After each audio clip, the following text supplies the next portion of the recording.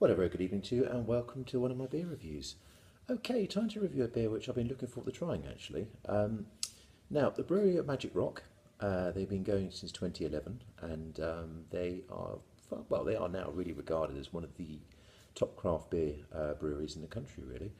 And yeah, they've been doing some interesting stuff recently, and they did one of their sort of core range beers was called Cannonball, which was an IPA which came out quite a few years ago. And for the last few years, they've been doing some different variants on it.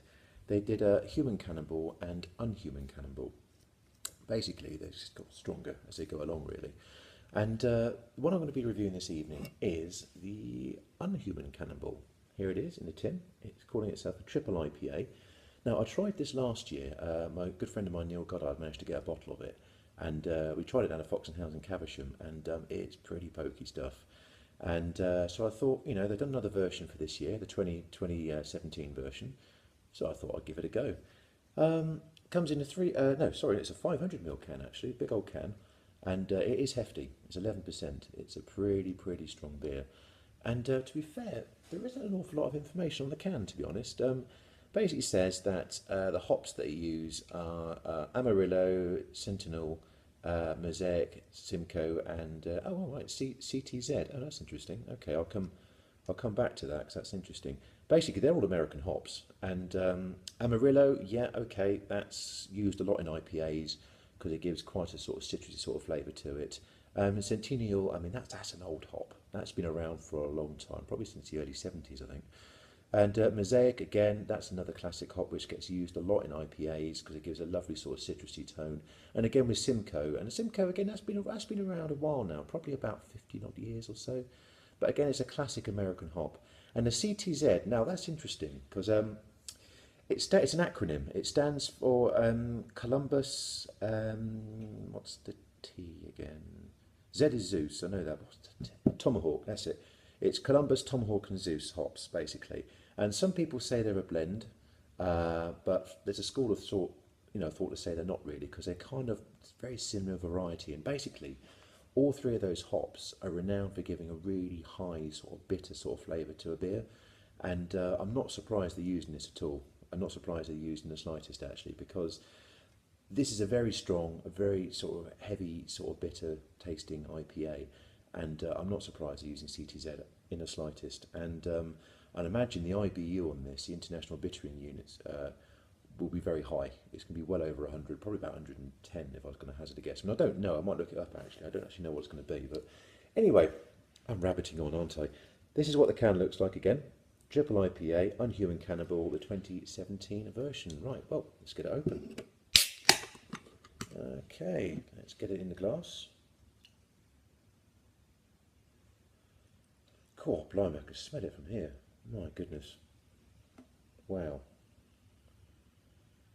Okay, let's just stop there. Oh yeah, look at that. Yeah, there's good carbonation going on there, even though there's not much of a head. You can still see the carbonation. Yeah, that is proper murk, isn't it? That is proper craft beer murk, as a good friend of mine would call it. And yeah, blimey. Looks like soup, doesn't it? Anyway, let's go with the nose. Wow, exactly what I'd expect to get from that actually. A huge hop aroma, massive one. Yeah, you're getting the citrus tones as well. You can smell the lemons, you can smell the oranges, but the most overwhelming sort of aroma you're getting from it is hops, which is not surprising considering the sort of hops that are in there, especially the CTZ. You're gonna get that sort of aroma. But anyway, let's go in with a taste. Cheers.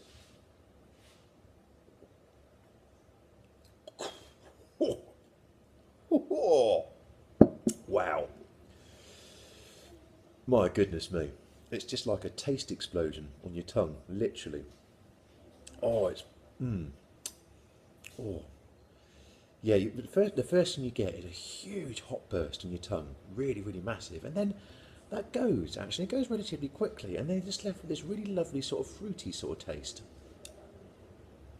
It's still there, it's lingering, it's nice. You can taste the oranges, but it's almost like sort of a passion fruit sort of flavour in there as well. I wasn't expecting that.